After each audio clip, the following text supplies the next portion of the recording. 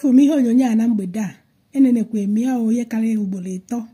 ka m na-eneni ọtụtụ ihe bụ ihe na-agbata m n'uche na-asị ihe akwanube mmadụ ọkwanube mmadụ bụ ihe anya bụ ajụọ gị kedu obodo gị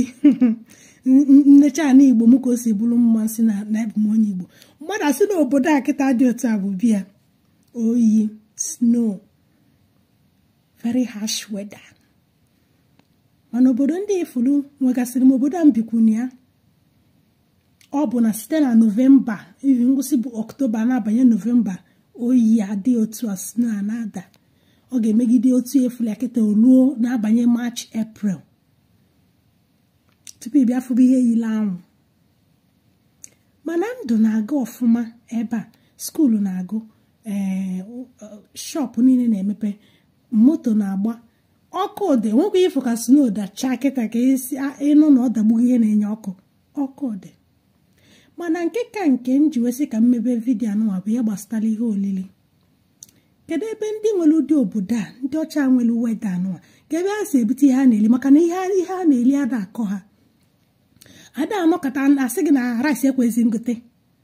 ị gaghị anọkọta asị gị na tomato ekwezi ngote ị gaghị anọkọta asị gị na nke nwa na-ekwezi ngote fruits vegetables ihe niile ndị a na-adị year in year out nwe nke na-anọkọta akọ na-achị ebe niile afọ ya mba maọbụ nke ọ ya bụ ije ahịa ahapụ ego na-ekwesịrị ilie lebie ihe na-ekwesịrị oke elenye ịma mfụ na-ajụ ha na-eji soma wee kọọ nke ka gafere oke onwere obodo ha na-eji aka ebute kedu ka ndị a si enweta ihe ha na-eli ha ya na-akọ n'ime ụlọ mana sọsọ ha maka ha si eme ya nwee ike wee weta ihe ha na-eli kwa arọ kwuru arọ ha nwere ihe ha na-eli nwesị ka m nwere ohere a wee yọọ ndị be anyị abanye gaa afọ 2025 onye ọbụla jee chọba a na ebe ọ ya akọ ihe ị nwere ịchọrọ ịlụ ụlọ mana ego iji ebido nya bụ foundation ezubeghị jee kọọ ihe ndị be anyị ndị n'obodo oyibo ọtụtụ n'ime unu ọtụtụ n'ime anyị nwegasịla na dị iche iche kọọ ihe enye ya ndị be unu ma ọ bụgodị na ịchọghị onweghị onye nwere ga-akọrọ gị chọọ mmadụ chọọ onye ezi ya akọrọ gị ana m akọ ihe ebi m obodo a mana ana m akọ ihe ịmakwa na ịsụrụ gị 1 plot of land kọọ ya akọ ịyafụ 19,000 even my nwunye nwanne m na-asị m ka okwu ọnụ si ekwenye ọnụ kedu ihe ị na-ekwere onye sị gị na ọ ya sụrụ gị ana ka ọ ihe sị gị na 19,000 isi ya ka ikwe ya ọnụ ifu how cheap ọ dị with 19,000 mmadụ asụọlụ gị ana gị ka ọlụ gị akpụ ọzọ nnọkịta na anyị nwere m akpụ ọ ga-abụ oge eluo mbụ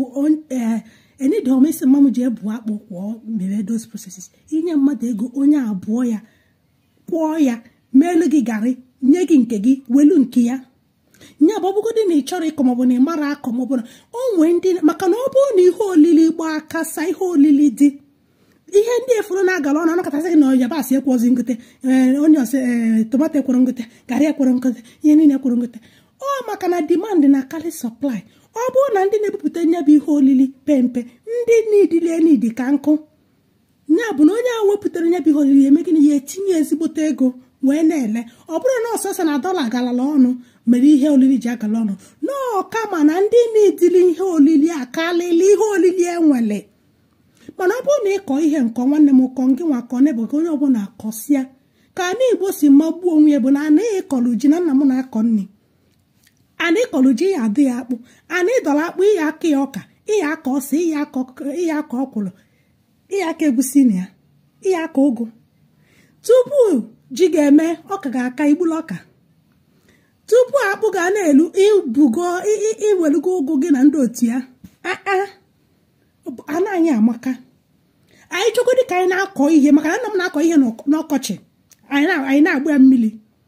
nna m na-akọ ihe n'ọkọchị ịchọgodị ka ị na-akọ ihe n'ọkọchị na-aba anyị na n'Igbo anyị ịya n'aka ya maka na ndị ọcha ifuru nwere ụdị weda ha device kwali means ha ji akọsịkwa ihe ha na-eli during winter mmerụ na ihe olili ada eme gịnị ada akọ nya bụ bikonu ka anyị jisiri ike baa n'ọrụ ugbo n'ime afọ maka azọgbuo gị ebe ị na-eji bụ ji na rice na December 2025 jiri kịta anụnwa chọta na ebe ya akọ ihe ọ ya nsị ka wepụtara anyị tata ngwakwanụ afọ mbụ Ngozi Mmadụ sonye na anyị n'Igbo Amaka TV ebe a ga na-ewepụtara unu ozi